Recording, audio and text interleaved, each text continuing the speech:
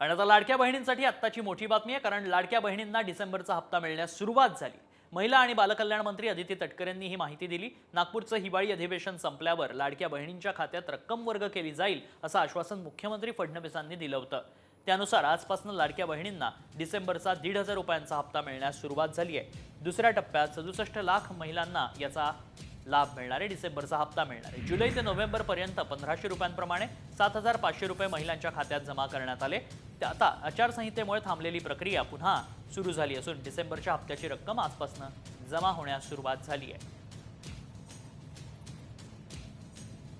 लाडक्या बहिणींना डिसेंबरचा हप्ता आत्ताच मिळणार आहे। लाडक्या बहिणींना 1,500 रुपयांचा हप्ता मिळेल। डिसेंबरच्या हप्त्यासाठी 3500 कोटी रुपयांची तरतूद करण्यात आली आहे।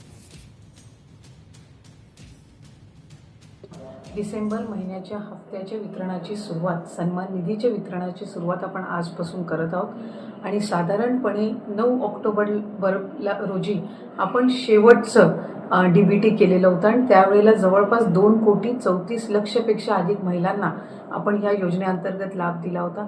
आज डिसेंबर महिन्याचा हप्ता वितरित करत असताना यामध्ये 2,34,00,000 महिलांचा समावेश तर आहेच, पण ज्या महिलांना आधार सीडिंगमुळे लाभापासून वंचित राहावं लागत होतं त्याच्यातल्या सुद्धा ज्यांची आधार सीडिंग झालेली आहे त्या लाभार्थ्यांना सुद्धा आज आपण लाभाच्या वितरणाची सुरुवात सन्मान निधीची करत आहोत आणि साधारणपणे 2,34,00,000 आणि आधार सीडिंग झालेल्या ज्या लाभार्थी असतील त्यांना लाभ वितरणाची सुरुवात आजपासून होत असताना येत्या 4 ते 5 दिवसांमध्ये टप्प्याटप्प्याने आपण या लाभाचं वितरण करणार आहोत। आज साधारणपणे आधार सीडिंग झालेल्या नव्याने झालेल्यापैकी 12 लाखापेक्षा अधिक महिलांना आपण लाभ वितरणची सुरुवात केलेली आहे।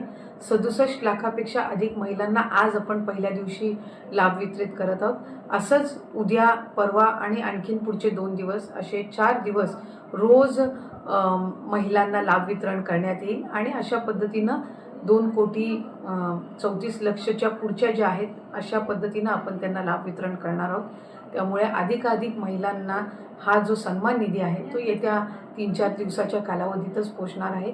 माझी सर्व माता भगिनींना मनापासूनची विनंती आहे की आपल्याला लाडकी बहीण योजनेचा लाभ राज्याचे हे 3 लाडके भाऊंच्या माध्यमातून मिळतच आहे, पण याचा आपल्या पुढच्या ज्या उद्योगधंद्यांसाठी असेल, आपल्या वैयक्तिक जीवनामध्ये आरोग्यासाठी असेल, आपल्या कुटुंबासाठी असेल, स्वतःसाठी याचा निश्चितपणाने आपण योग्य तो वापर करावा। आपल्या सगळ्या जणींना नवीन वर्षाच्या सुद्धा